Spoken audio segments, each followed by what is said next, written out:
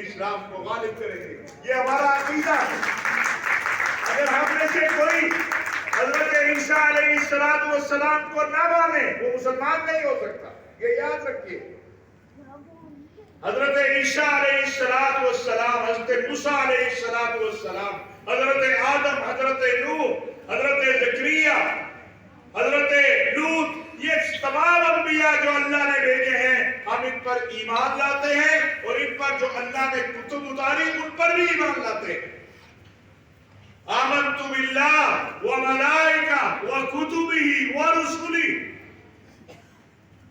اگر کوئی تورات کا، انجیل کا، زبور کا انکار کرتے وہ مسلمان نہیں ہو سکتا. لہذا ہمارے مشترکات جو ہیں وہ قرآن نے واضح کر دیے. کہا لکم دینکم ولی دین. اور آئین پاکستان بھی یہ کہتا ہے. اور ابھی ایک بہت بڑی محنت ہوئی پیغام پاکستان کی صورت میں، وہ بھی یہ کہتا ہے کہ آپ اپنے دین پر، میں اپنے دین پر. اور دین اسلام میں آج آپ سے، چونکہ یہاں میری بیٹیاں بھی بیٹھی ہیں، بہنیں بھی بیٹھی ہیں، آپ بھائی بھی بیٹھے ہو، دین اسلام جبر کا قائل نہیں ہے. دین اسلام محبت کا قائل ہے، سلامتی کا قائل ہے، اخوت کا قائل ہے. اور اگر کوئی کہتا ہے کہ کسی نے کسی کو جبرن مسلمان بنانے کی کوشش کی تو وہ مسلمانوں کا نمائندہ نہیں ہو سکتا. آپ کو خوف زدہ ہونے کی کسی سے ضرورت نہیں ہے. یہ وطن آپ کا بھی اتنا ہے جتنا یہ وطن ہمارا ہے. اس وطن پہ آپ کا بھی حق ہے. اس وطن کے لیے ابھی میں نے 2-3 دن پہلے راولپنڈی کے ایک مدرسے میں کہا کہ پنجاب جو ہمارے ساتھ شامل ہوا تو پنجاب اسمبلی میں اقلیتوں کے جو ووٹ تھے ان ووٹوں کی وجہ سے آج پنجاب پاکستان کا حصہ ہے. ہمیں پاکستان کی ترقی اور سلامتی اور استحکام کے لیے مل جل کر آگے بڑھنا ہے. حضرت مسیح علیہ السلام کی تعلیمات بھی یہ ہیں کہ صفائی رکھو، حسن سلوک کرو، امن سے رہو، استحکام سے رہو. اور محمد الرسول اللہ صلی اللہ علیہ وسلم کی تعلیمات بھی یہی ہیں. پڑوسی کا خیال کرو، امن سے، اطمینان سے، ایک دوسرے کا خیال کرتے ہوئے. تو لہذا ہمیں مل کر پاکستان کو، آج آپ دیکھ لیں ہندوستان میں کیا ہو رہا ہے. آج دوپہر میں دیکھ رہا تھا کہ ہندوستان میں جہاں ایک طرف مسلمانوں کو جمعہ کی نماز میں صفیں نہیں بنانے دی گئی، صفیں بچھانے نہیں دی گئی، وہاں مسیحیوں کو بھی جو نیو ایئر کا اور نئے سال کی جو تقریبات ہیں وہ بھی نہیں کرنے دی جا رہی. الحمدللہ میرے وطن عزیز پاکستان میں ابھی آپ نے دیکھا کرسمس کی تقریبات ایوان صدر سے لے کر عام شارع تک آپ نے مکمل اطمینان کے ساتھ، سکون کے ساتھ، کہیں پہ آپ کو کوئی پریشانی نہیں آئی. ایک شکایت پورے ملک کے اندر سے نہیں آئی کہ کسی نے کسی مسیحی کو کرسمس کی تقریبات بنانے سے منع کیا ہو یا رکاوٹ ڈالی. یہ پاکستان ہے، یہ پاکستان کا خوبصورت چہرہ. اور آج پورے ملک میں نیو ایئر کی تقریبات ہو رہی ہیں. حضرت عیسوی نیا سال جو ہے اس کا صبح سے آغاز ہوگا. پورے ملک کے اندر تقریبات ہو رہی ہیں. یہاں تقریبات، یہ جو تقریب ہے باہر پہرے دار کون کھڑا ہے؟ وہ آپ کا مسلمان بھائی کھڑا ہے باہر.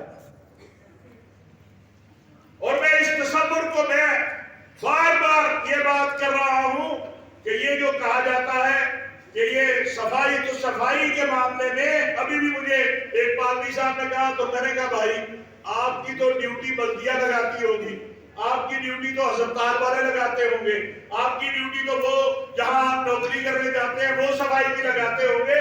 میری ڈیوٹی صفائی کی تو میرے آقا علیہ السلام نے لگائی ہوئی ہے.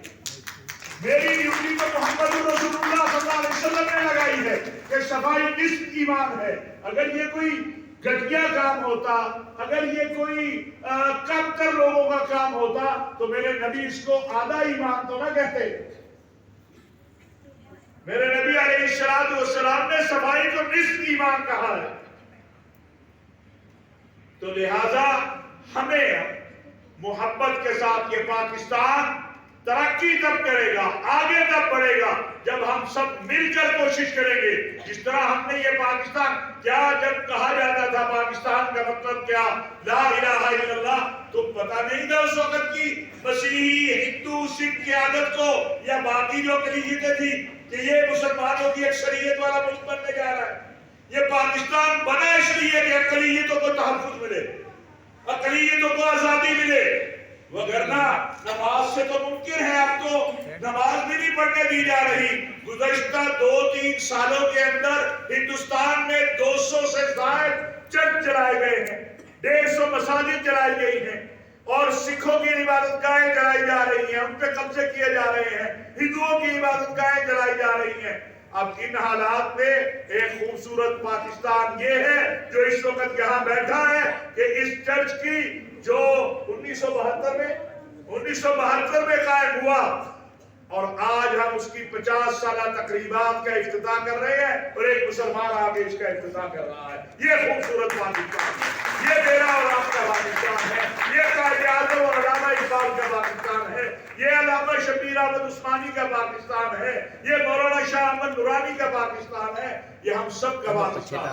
اور یہ آئین پاکستان جو ہے یہ کوئی عام لوگوں نے نہیں بنایا ہوا, یہ میرے جیسے دین کے طالب علموں نے نہیں, اس وقت کے مسلمانوں کے اور مسیحیوں کے اور ہندوؤں کے اور سکھوں کے قائدین جو تھے بڑے بڑے, ان سب نے مل کر بیٹھے, اور جو مسلمانوں کے قائدین تھے ان کے تقویٰ, طہارت اور سیاست پر کوئی انگلی نہیں اٹھا سکتا.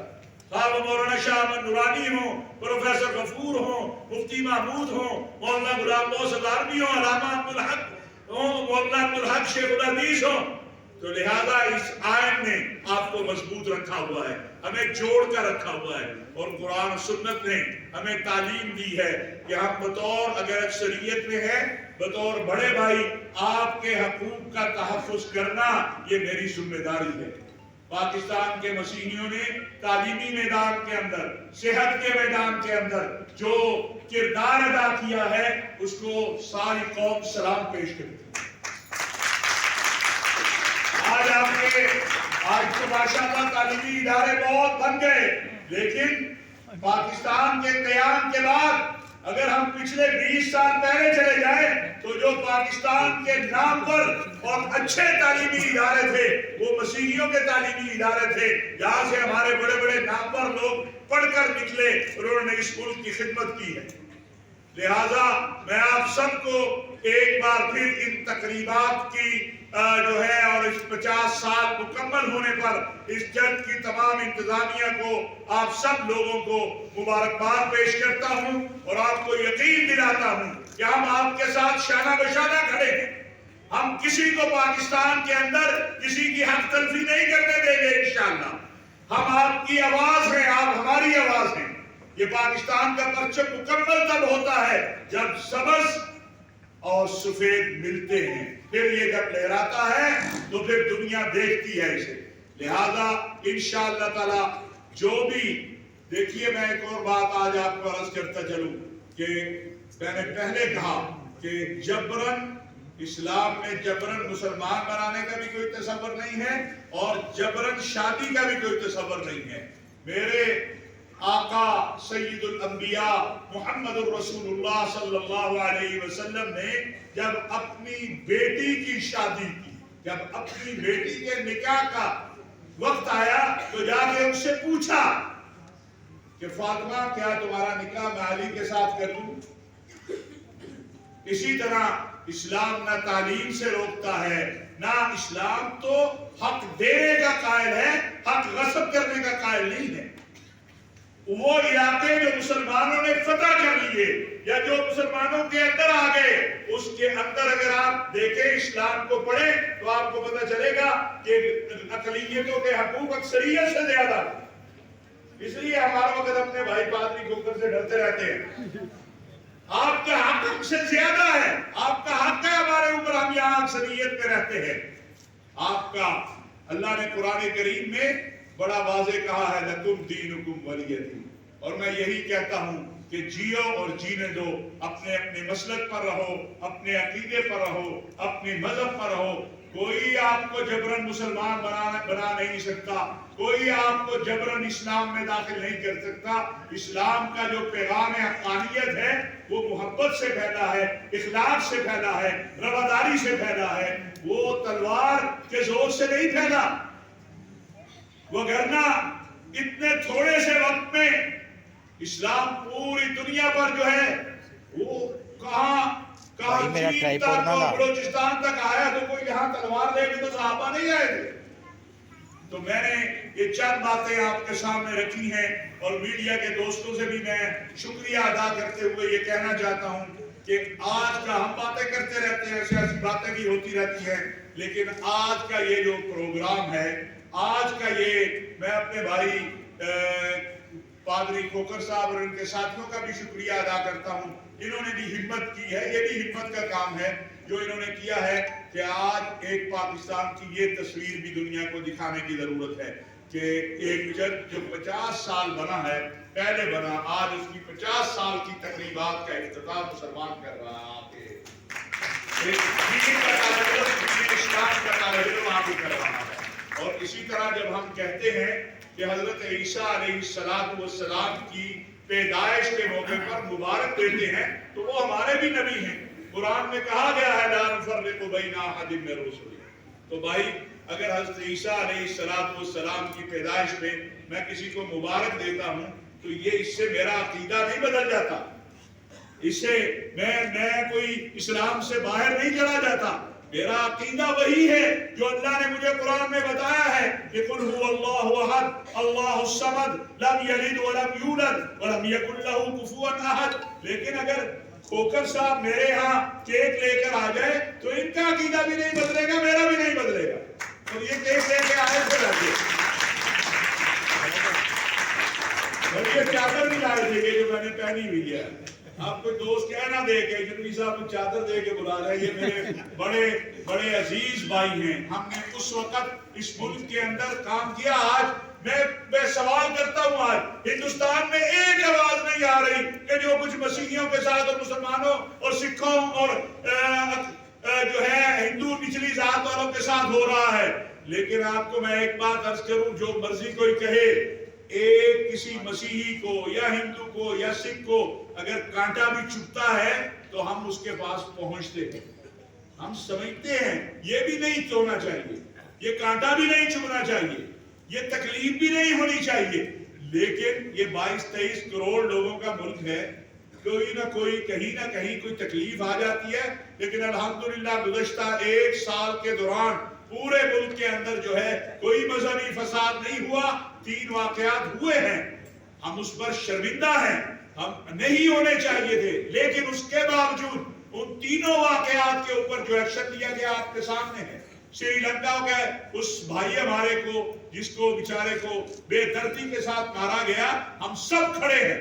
آپ نے دیکھا پاکستان کے بڑے بڑے مفتی اور علماء وہ گئے اور ہم نے ایک ہی جملہ کہا، ہمارے پاس اور کوئی جملہ نہیں ہے کہ ہم شرمندہ ہیں، ہمارے لوگوں نے یہ کام کیا، لیکن وہ ہمارے نمائندہ نہیں ہیں، وہ اسلام کے نمائندہ نہیں ہیں، وہ پاکستان کے نمائندہ نہیں ہیں، وہ اسلام کی تعلیمات سے بالکل جاہل ہیں، ان کو پتہ ہی نہیں ہے۔ اور یہ سچ بات ہے، ان میں سے کسی کو نماز نہیں آتی، ان میں سے کسی کو کلمہ نہیں آتا۔ ایک بے گناہ انسان کو قتل کر دیا، اور رسول اللہ صلی اللہ علیہ وسلم کا فرمان ہے جس کا مفہوم اس طرح سے ہے کہ اگر پوری کائنات زمین پر جتنے لوگ ہیں یہ سارے ایک بے گناہ انسان کے قتل پر جمع ہو جائیں تو اللہ رب العزت جو ہے اس بے گناہ انسان کی وجہ سے ان سب کو سزا دے گی، ان سب کو، پوری کائنات۔ یہ انسان اتنا محترم ہے، اسی لیے جب ہم قرآن کریم پڑھتے ہیں تو پڑھتے ہیں الحمدللہ رب العالمین، ہمارا تمام تعریفیں اس اللہ کے لیے ہیں جو دونوں جہانوں کا رب ہے۔ اور جب رسول اللہ صلی اللہ علیہ وسلم کا ذکر قرآن میں آتا ہے تو اللہ نے یہ کہا وَمَا أَرْسَلْنَاكَ إِلَّا رَحْمَةً لِلْعَالَمِينَ، نہیں ہم نے آپ کو بھیجا مگر دونوں جہانوں کے لیے رحمت بنا کر۔ اور رحمت للعالمین کے ماننے والے زحمت دینے والے نہیں ہوتے، یہ ہمیں بھی سوچنا چاہیے، فکر کرنی چاہیے۔ اپنے متشدد رویوں کو جو اجتماعی ہمارا ایک حصہ بن گئے ہیں ان کو ختم کرنے کی کوشش کرنی چاہیے. کوئی بات بری لگی ہو تو معافی چاہتا ہوں. میں ایک بار پھر آپ تمام لوگوں کا، آپ تمام ساتھیوں کا، پادری کھوکر صاحب کا، ان کے تمام ساتھیوں کا، تمام پادری صاحبان کا شکریہ ادا کرتا ہوں. اس چرچ کی انتظامیہ کا.